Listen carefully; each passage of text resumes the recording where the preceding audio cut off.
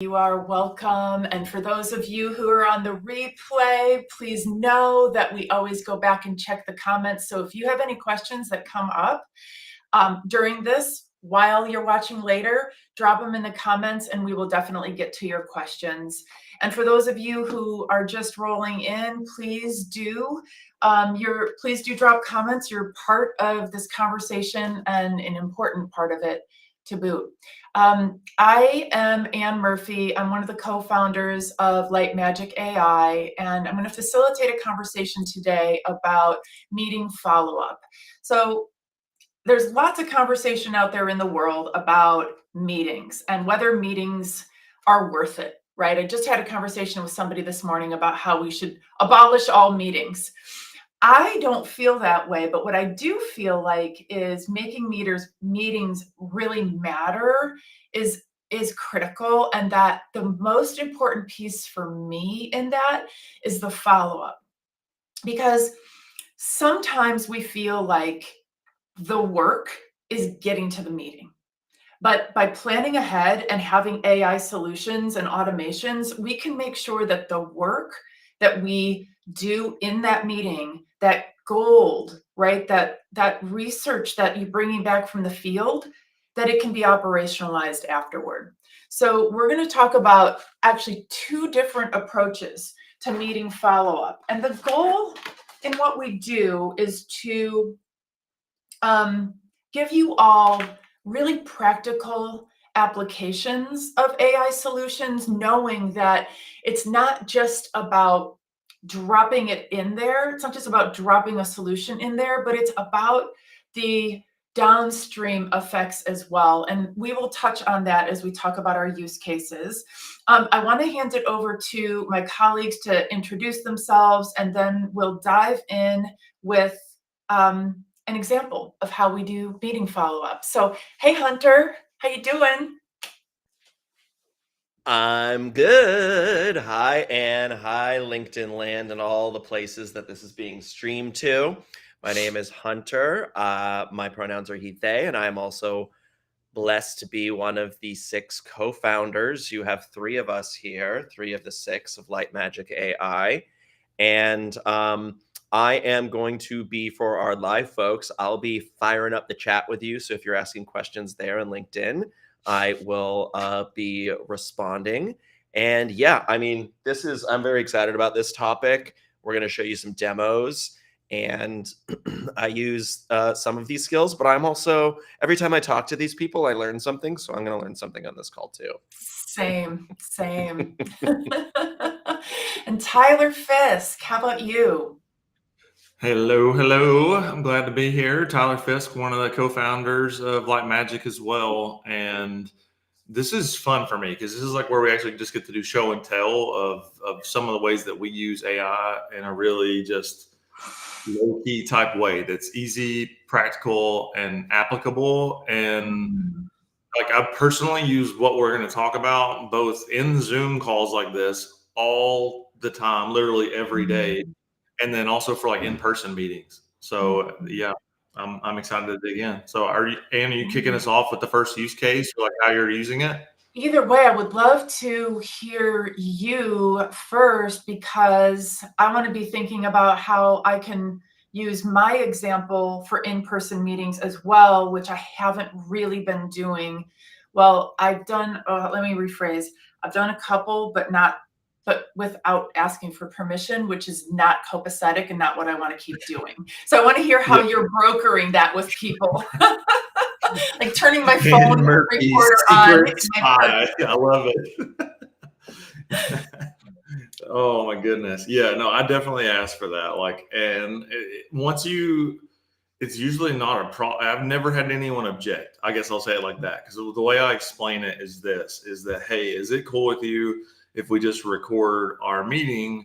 So that way I can stay completely present in our conversation. Because otherwise I'm going to be like frantically like scribbling down notes to make sure I don't miss anything that I need to remember later. And then I just will record it. Generally, just to avoid any sort of issues, I've started just using like the voice memo app, like on my iPhone, or same thing on if you have Android. But yeah, just hit record, and then after the fact, I'll throw it into any one of the like numerous apps that we have to transcribe that.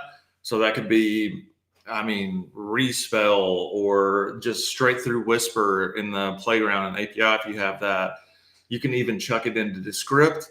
If you can even do it in Loom. Like you can even just like upload that recording into Loom after the fact, and it will transcribe it. If you have I think you have to have the AI version of that. But anyway, lots of ways to do that. Then once you get that transcription, that's where the gold is, because I have perfect and total recall of everything that we've said, which in real life, I absolutely do not have that. I've got ADHD and I'm listening to the conversation going on, plus my thoughts going on in my head. And I'm sure that you all can relate to that. And it's just, this has really helped me write very thoughtful responses and next steps and follow through on a lot of the things that were actually discussed in a meeting, and just help people, myself, articulate more so that people feel more seen and heard in the meetings, where otherwise I might not be able to do that. So there are ways you could definitely fully automate this process, but I personally don't. And Ann and I and Hunter were talking about this before we jumped on the live, is like, I think all of us just basically do this kind of co-piloted. We just use AI as our co-creator on this. And I might set it up more so that the draft lands into my inbox, so then I can like pick up from that. But I don't know. I'm constantly experimenting with this, but I have not found a prompt that like fully captures the personal touch that I need to put into the follow-up email. So Hey, Tyler, before we go to the next step, I wanted to kind of riff off of the difference between taking notes and recording, because I have had a few conversations about this that have really really inspired me on the path of recording meetings. Because when you think about it, right, there's research out there that says that multitasking isn't possible. Well, for sure, I know that it takes me out of the present moment if I'm taking notes. There's that. So it's my own groundedness. For me, it's the fact that I often can't decipher my notes very well afterward. Even if I can read the words, I don't exactly remember what I meant in the context. Like, it still takes some brain calories to remember, like, what was that sentence? You don't capture body language. You don't capture inflection. And then also, I feel like there's an element of, it's kind of like it closes things off, right? Like, I know that when we're recording a meeting, some people will feel like I have to turn my recorder off sometimes so we can have a very frank, open, drop your shoulders conversation. But when I'm like in a first meeting with a donor and I need to start taking notes, I have to stop the conversation, say, is it okay if I take notes? Right?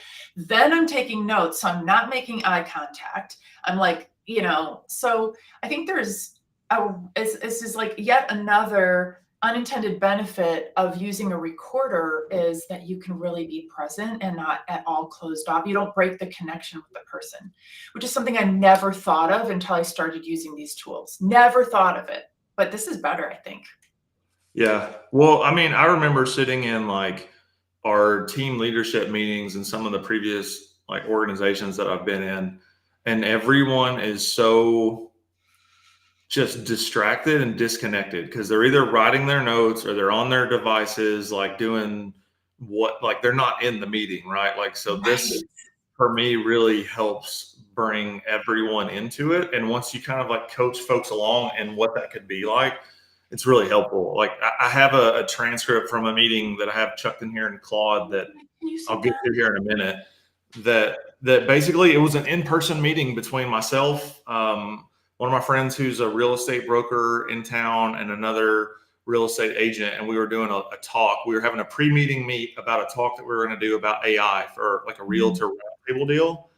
And they even were saying, it was telling them like, oh, I need to remember to do this in preparation for this roundtable thing. And I'm like, just vocalize that and then watch the magic happen afterwards. Because she was like, I need to remember to tell XYZ that we need to have this in place for the round table. So all the things are there. And then after the meeting was done and I did the summary and action items and stuff out of it and was able to personalize and send that to each of them and then give myself my own of that, Mm. light bulb moment. And they're like, oh my God, we're doing all of our meetings now. So Absolutely. I struggle with that What I myself. also love about yeah. that, Tyler, when you were saying earlier about just using the voice memos, because that's something that right now I feel like is a nice bridge for people if you're going to record the meeting without having to get into like, oh, I use all these AI things, and then you're like talking about that. But if you're just recording a voice note, everybody knows what that is. You can say it's for my notes. Yep. And we're good, you know. Yeah. If it's not relevant to the conversation and they're comfortable with that, I think that's great. Me too. Easy low bar of entry because they already know what that tool is. And voice recorder does not sound AI. It sounds very tape recorder-ish. Right. Even though it transcribes it now, I think it does. I think it added it. Yeah. Yeah, they Tyler, can do you wanna? Oh, so by the way, everybody, while we go through this, we're going to be introducing you to a couple of different tools, and Tyler's going to kick us off with an app called AudioPen. Yeah. So AudioPen, let me share this. So this is a perfect example for what you can do. Let me make sure I'm sharing the right screen here and get that pulled up. Here's Infinity screen and then AudioPen. All right. Can everyone see this now? Like, are we on AudioPen now? There's probably gonna be a little bit of lag there. We are now we're in AudioPen. There we go. Cool. Yes. All right, sweet. So I can't see you guys, but I can see AudioPen. So basically, this is like perfect for those moments when I'm just like jotting down, vocally brain dumping anything. So this could be an idea that I'm brainstorming, something that I need to remember, content that I need to remember for a meeting for later. This could be the perfect instance. As an example of how I use this too, is I'll get out of a meeting that we didn't record or didn't want to record. And I need to quickly, instead of writing it down, because I still might not have taken notes, but I'm just like mentally making notes of this stuff. So as soon as the meeting's over with, I'll find like a 5-minute window to step away and just speak into AudioPen. And I have automations downstream of AudioPen that will grab that information and go put it into my second brain system in Notion, which is incredibly powerful on what you can do with that. So this is both a web app and an iPhone app, and I think it can be used on Android. Do you guys know on that specifically? I'm not sure. I don't know. I use it on my iPhone. Okay. But basically, I don't want to hit record because it will most likely cause like issues with the stream or whatnot, but you just simply hit record. You tell it what style that you're wanting to go into, and then it will do that. So let me see if I can find one here. Here's one right here. So basically, this is the summary that it generated after a full-length transcript. I can then come in and tag it, and up here, you can choose all these different settings. So in the settings, you can choose different writing styles. Mm-hmm. And they have all different ones, like simple and clear, be descriptive, write this in legal language, write out a bulleted list. Mm-hmm. You can have it actually write like you, which is where you're either giving it a voice paragraph that describes how you write, or you just put samples of your writing in here and it will do that. I like this one a lot. Anna and I were talking about this. It's stream of consciousness, because that's how I'm basically brain dumping into the app, is a stream of consciousness. So it captures the essence of that, but makes it way easier to comprehend for whoever I'm sending it to downstream, or when I'm like revisiting it later. You can even have it turn it straight to a LinkedIn post, technical writing. I mean, literally there's a bunch of just like baked in settings in here, and you can even create your own. And the power is like, once you do something, you can rewrite it. So like if you want to rewrite it to choose a longer, medium length, or shorter output length, you can change the language, all of the things. And then it even captures the original transcription as well. So you're not losing what you talked about like verbatim. You have that still, and you have the updated style and tone. So for instance, just to riff on this one, let's switch it over to, this is not a list, but let's just see what it does. So save a copy and rewrite, and it will run this. Because what is this? This is a note about, looks like maybe a LinkedIn post that I was brainstorming on how to get that out, talking about like how we use AI for I don't know, maybe your workflows. But I know, Hunter, have you used AudioPen? And I think you have too. Like, what have been your experiences with it while this is running? Oh yeah, I love it. I love because it's a web app. So there it goes. Yeah. And yeah, look at that. Now you have a list format of your ideas. Yeah, I love the rewrite feature so much. So I can experiment with different styles from one thing because sometimes I'm riffing about a creative idea, or Mhm. maybe I want it to then help me, like if I'm like brainstorming of something creative versus, oh, how can I make this a little more action driven, or translate it to somebody else as opposed to the way I like to hear things. So it is Mm. kind of like translating in English to different kinds of English at times. Yeah. Yes, from English to different types of English. Absolutely. Yeah, for sure. Yeah, I mean, so like this right here was us talking about Friday session, I think, about like getting together with our chill hang on Fridays where we just talk all things Nice. AI with anyone that's interested in it. And it just breaks this down. So I could have had this and it basically could be a meeting summary or bullet points for us to have talking points during the meeting. So this is more of like, could be pre-meeting use case. I've also used this on the back end, like I said, where I'll record notes that I just, with a meeting that I just got out of, if I wasn't recording it, just to get that down somewhere so it captures it perfectly. Then you can do all sorts of stuff with it. So let me switch back over here and I'll turn my share off on that one. Okay, that's awesome, Tyler. I Yeah. love the tools that allow us to customize what we're doing. You know what I mean?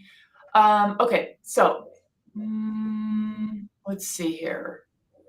How do I? Okay, I've got my screen share. I'm gonna put it in the. Do I put it like in the corner? Here, I put it here. Sorry, everybody. Chrome tab. Who knows? It's now just not responding. Okay, hold on. I have to speak my way through this. Okay, entire screen, window. Here we go. Let's see. This is going to be fun. So while I pull this up, let me say that like this prompt is an example of like how you really need to work with the AI tools iteratively, because I've been working on these prompts for ages. It's one of the first things that I did because it's such a huge pain point. So basically what I've been able to do by perfecting this prompt over time is, can you guys see that on my screen? Mm-hmm. Yeah, it's showing up now. Yep. Okay, cool. So what I've been able to do over time is take a process that takes at minimum 40 minutes for fundraisers down to, I've challenged myself, I can get it down to 7 minutes. And I've been able to send people follow-up notes to our meetings that fast, which is truly mind-blowing because so much thought and effort goes into creating these. It's a contact report. So I will walk you through the process first, and I'll grab my prompts so you can see how I organize my information for prompts.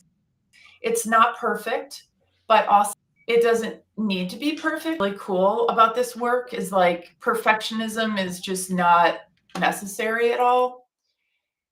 Okay, I'm opening up my prompts document. It's taking a second. Oh, maybe it's not going to. Do you think it won't open because I have, oh, there we go. So this is my prospect meeting follow-up. And what I do is generally when I'm working with one of my prompts, I appear to write notes to myself about how it's working, but in this document for so many months and like so frequently that I just didn't put notes. But here's how I use it. So after a meeting or a sales meeting, I speak my notes into ChatGPT or Bing or AudioPen or whatever.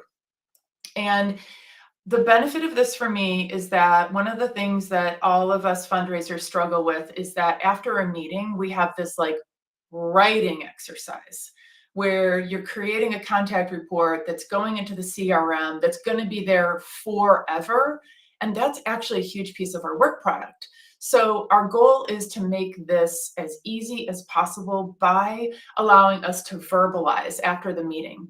And I'm fortunate because I remember the details if I'm not taking notes. If I'm not taking notes and I can listen, like with 2 ears, 1 mouth, I am able to remember almost all details. So I speak that in, and keep in mind as a reminder, no, we don't put confidential information into any of the large language models at this point. And I just use pseudonyms. So I don't really put any proper nouns in. So like in this case, it's Minnie Mouse and Disneyland. So what I would do is I'm just gonna like plow through this use case. So I would take these notes where I talk about, a potential contract. I talk about the purpose of a potential gift. I talk about we're talking about a scholarship program for kids who are interested in engineering and they want to learn from Disneyland about how roller coasters work. So I'm just going to show you what I do with ChatGPT. So I would start by putting this is all the things that I said. When you talk into ChatGPT or Bing or AudioPen, it just translates it to text if you tell it to. So I've got the meeting notes in there. Now I'm saying, you are an expert in sales operations, which is the same thing as working with donors. And I have asked it so that I never have to think about, am I covering the most important points in my contact report? It's here, right? It's assets, how they make decisions, what are their pain points, what are their hopes and dreams, what's their relationship with the organization, what's their timeline, what's their next step. This is everything that we would need from like a fundraising perspective in order for, like, let's say we got run over by a bus, our colleagues would have this. And by the way, there's no way that we will remember this if we have a portfolio of 120 people. So I am going to say, I'm going to just I'm just going to paste this prompt. You are an expert in sales operations. I need your help following prospect meeting. Okay. Need you to summarize the notes below. So every once in a while, when you hop into your prompts, you're going to find that you've got ways that you can improve it. And then I'm going to say, here are the notes. And one of the things I've done here is in my prompt, I've said, give me multiple potential titles for the contact report. Because like for the fundraisers out there, the kiss of death is some kind of title like went to lunch, right? Because you're going to go back and you're going to be trying to write a briefing for the president or the executive director, and you're going to see all these contact reports that say went to lunch, which is not very helpful. Title options: Disneyland Enterprises collaboration, STEM and hospitality program development, timeline and prospects. Okay, that is a really, really good title. Gives us all the information we need to know, do I need to click into this contact report? So here we're saying, what's Minnie's, what are we talking about? How soon? What's the timeline for signing a contract? What are the assets? So in this case, it's just cash. They've got money to spend on this fundraising project. Decision-making involves multiple stakeholders, timeline, next steps, okay? You get the gist. So this would be, after like 25 years of refining contact reports, probably writing, I don't know how many thousands of them, this is what I landed on. It's an actual, it's a format that I always use for every single contact report that includes all the details that we need. So now I was able to have AI do it. So now here's what we're going to do. Now we've got the nice, neat, clean, and organized contact report. This is my follow-up email format. And this is where we're always going to think of that human in the loop component. And in this case, like fundraisers would think of themselves, and I'm trying to wrap up fast here. Fundraisers would think of themselves really as the expert in the loop.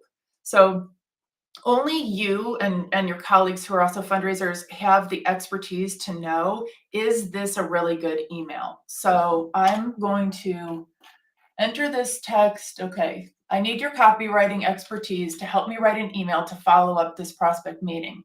Here is the template for the email draft. So again, sometimes you put notes to yourself.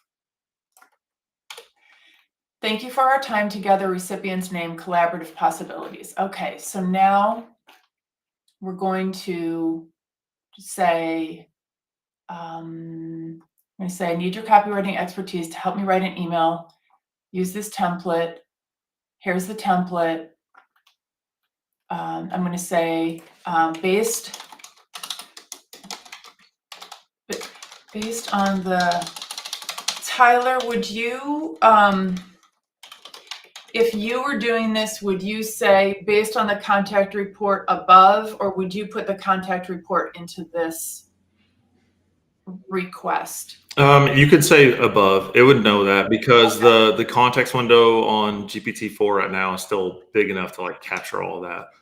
But depending on if it was like much longer, then you could copy and paste it and put it in triple backticks and include it in that section. And when I say triple backticks, I mean the key in the upper left-hand corner, like right underneath the escape key, like you do 1, 2, 3 at the beginning of the thing that you want to wrap in it, and then put it at the end. And that's basically like sectioning that off if you want to go that route. Perfect. I wanted to chime in too on one other thing, like 100%, if you're using ChatGPT, do not put in like personally identifiable information or confidential information into that. The way that we're able to do that, like through AudioPen or through some of the stuff that we build for ourselves custom, is because we're running through the API layer, which is like the back end version of what powers ChatGPT, and or the enterprise version of that. So the security layer is there. Not saying that ChatGPT isn't secure. It can just be used for training data unless you have that ticked off. So yeah. So what I wanted to share at this point is that, of course, we are going to go in and edit this email. That said, 95% of fundraiser follow-up messages to a prospect is going to be most effective if it's in approximately this tone, approximately this format. So while we would want to make some changes, I've optimized this for conversions and for next steps. So for example, I wanted to follow up with a resource we discussed. So in almost every meeting, we're going to be providing some extra value, right? And in this case, it says insights into successful STEM education programs, blah, blah, blah. Of course, I would provide something like that. Because in my meeting notes, it said that Minnie wanted to have some of my help evaluating this program before she went to other potential consultants. So here are our next steps that I took away, right? These are the approximately correct next steps. Excited about working together. And then like, here's the phrase that pays. Could you indicate when and how you'd prefer me to follow up? So the reason why this is magical to me is for years, I've been challenged with prospects ghosting after meetings. And everyone tells me that that's like, it's so bad for morale, right? This is one way that you can help keep the momentum going. And this way, I never forget to put it in there. So what's important is like, when we think about AI use cases, it's not just about speed. Yeah, speed is a differentiator, but it's also about quality, right? It's about scalability, consistency. And if you're doing this, right, across your whole entire portfolio, right, think about if you have 100 meetings a year and you've actually determined from people how they want to follow up, now you're moving those gift relationships forward faster. So then I just finished this off with, could you please send me a checklist of my own next steps? And it'll just tell me what I need to do. And in some cases, like if you're in an organization, you may be forwarding that to an admin, you may be doing this yourself. Like as a small business owner, I can send this to my team. But rather than me writing that contact report and then 3 or 4 days later having to go back to the contact report to remember my next steps, they're all here. So the goal, if you repeat this over the course of an entire year, you're going to move gift conversations forward faster, and you're going to do it spending fewer brain calories. Okay, that's it. That's awesome. Like, and the things that you can add to this to make it even more is the more context that you can give the LLM about you and the conversation that you're having. Yeah. Just makes this so much more powerful. So, for instance, I was talking about how I use Notion as a second brain. Yeah. I also have a bunch of stuff in my Google Drive that has like a bunch of transcripts, like documents I've created, like information about stuff that we've been working on. And there's a couple different apps that we're working with now that can actually pull in that information as additional as additional context around this. So for instance, I'm not just talking like hypothetical with this meeting that I was talking about for Amber and Joe for the real estate conversation. It could not only go read the complete transcript of that meeting, it can also search through my entire knowledge base for keywords discussed in that meeting. So for instance, if I said, hey, you guys should really check out this app, or you should check out the AI Exchange, or check out this latest LinkedIn post that I saw from somewhere. If I have that saved somewhere in my knowledge base where I've dumped it into Notion, dumped it into Google Drive, whatever, it can actually go and grab that from my knowledge base, put that into the follow-up email.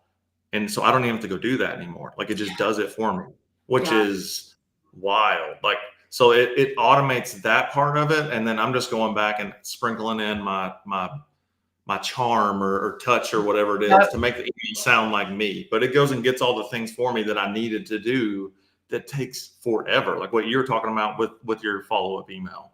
Yeah. Well, and this bumps up against, and Hunter, you might have some examples of this.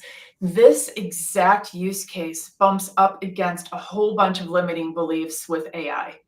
It bumps up against, can we put information at all, right, into the thing? Will I make a mistake and put personally identifying information in there, right? What else? Oh, can it write like me? Can it somehow magically figure out what I agreed to as next steps and write it properly? Can it use my brand voice? Or can it go out into the world and bring in more information? Like, it speaks to some of the concerns about, like, is it creepy? Is it high quality? Is it personalized? Is there data security? So it's like, this is a use case that we sold, to everybody here. We're selling you on this use case because we believe so strongly in follow-up and making it high quality, but we do know that it bumps up against these fears around AI. And Hunter, do you have examples? Like, you've been in conversation with people from all sorts of industries, including the arts. I'm wondering what the trends are like there. Yeah, that's a great question. I think in the arts, there's still hesitancy. I'm noticing that there might be, and I think this is in a lot of industries, that it's going to replace people. And for me, as an artist, as a performer, as a writer, I find it very helpful with research and being clear and concise, I have a tendency to sort of go on sometimes. It can help me pare down my own ideas so Ooh, I'm not overwhelming the reader potentially. Maybe it's after an email follow up. Maybe it's a story idea that I'm trying to get to the point, yeah, and this can help me crystallize it. But they're yeah, still my ideas, you know. It's just a refined, sharpened yeah, version of my ideas. yeah, And if it yeah, can sound like me, us, or human, or our yeah, brand or not, I mean, the three of us know, yes, the answer is yes. yeah. And it's always good to, but it's not going to do that on its own, right? No. You know, it's not going No, to it's sound not like you magic. by it's not, yeah, it's not magic, even though we like to, you know, talk about it in that way sometimes, because the experience of it happening is magical, Oh, right? so But good. Such a good point. the way it's happening is you're training it to sound like you. You know, we are training it, like as Tyler pointed out with AudioPen, you can give it a sample of your writing and then it can mathematically figure out what that sample breaks down to. And these, you know, these machines are just really good next word predictors. Yep. That's what they're very, very good at. And if you give them patterns, they can emulate it. And then, like Tyler said, you want to put in your own personality, charm, rewrite it, and not just automate the whole thing, because it's a tool. It's not your voice. Absolutely. And like this example, I trained it on like generic development officer voice. So like I took my successful emails and removed my warmth because it's not for everybody and put it in more dispassionate kind of business language so that then other people could come on top of that. And if they like to use a lot of exclamation points or be a little quirky or witty, they want to make it, you know, dependent on the other person's personality, what words they use to describe themselves, like so helpful. And I guess the point that I want to make on the way out here is that it's it's so incredibly hi boo boo. I have a little 4-pound dog or 5-pound now too. The big ones, I don't get to call them boo boo because they're 100 pounds and 50 pounds. So, but how customizable it is. So, like the fact that there's no one size fits all, and there's always going to be a human in the loop, and it's always, you know, it always can be trained on your voice. Like Josh on our team says, if you can dream it, we can build it.